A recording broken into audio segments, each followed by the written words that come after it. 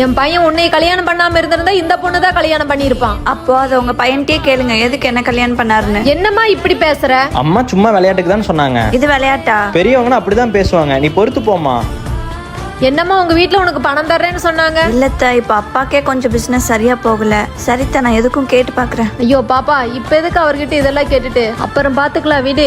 எவ்வளவு நல்லவங்களா இருக்காங்க நம்ம அத்தை. உங்க அப்பா கிட்ட கடனை காசு கேட்டா வரதட்சணை கேட்கறோம் உங்க சொந்தக்காரங்க கிட்ட சொல்லி வச்சிருக்காராமா. அப்படிலாம் சொல்லியிருக்க மாட்டாரு. எனக்கு ஒண்ணு உங்க அப்பாவோட பணம் தேவையில்ல, நானே பாத்துக்கிறேன். இனி உங்க அப்பனை இந்த வீட்டு பக்கமே வரக்கூடாதுன்னு சொல்லிடு.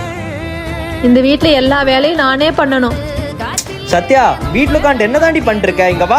எங்க ஒரு விஷயத்தை எப்பயுமே முழுசாவே பார்க்க மாட்டீங்களா? துணியெல்லாம் துவைச்சு காய போட்டது நானு, 3 வேளை சமைக்கிறது நான். இல்ல, நான் தெரியாம தான் கேக்குறேன். உங்க அம்மாவை ஏதாவது சொல்லிட்டா மட்டும் அப்படியே வரைஞ்சு கட்டிட்டு வர்றீங்களே. எங்க அப்பா சொல்லாதெல்லாம் சொல்லி என்னையும் எங்க அப்பாவையும் கெட்டவன் ஆக்குறாங்க. அவங்க பண்ணாததெல்லாம் பண்ணேன்னு சொல்லி நல்லவன் ஆயிக்கிறாங்க. அப்ப என்ன நான் கெட்டவங்கிறியா? அதை நான் சொல்லணும்னு தேவையில்லத்த, கடவுளுக்கே தெரியும்.